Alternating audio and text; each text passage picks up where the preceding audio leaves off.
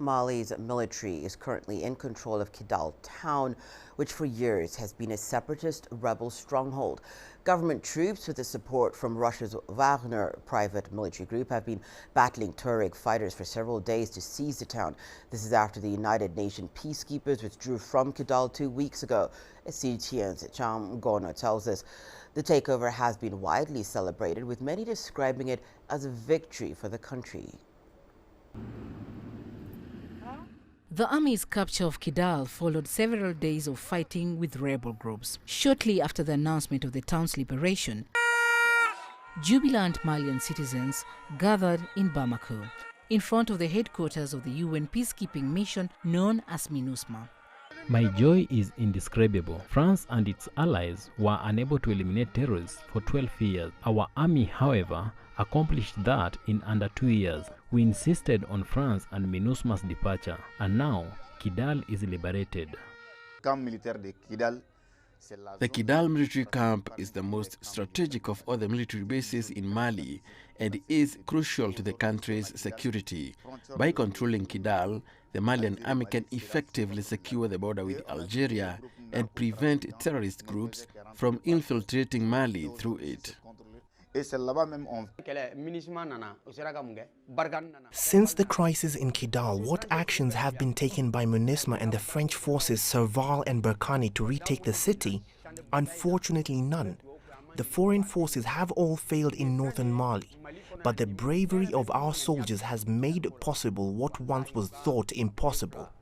The sentiments appear to be mutual, even in neighboring Niger, where the country is facing a similar challenge with extremist groups.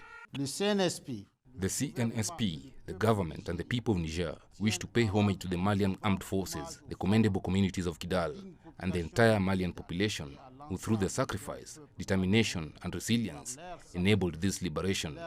This triumph is undoubtedly a turning point in the unwavering commitment of Mali's highest authorities to the full liberation of the country and the pursuit of a united Mali, where all communities live together in peace and brotherhood.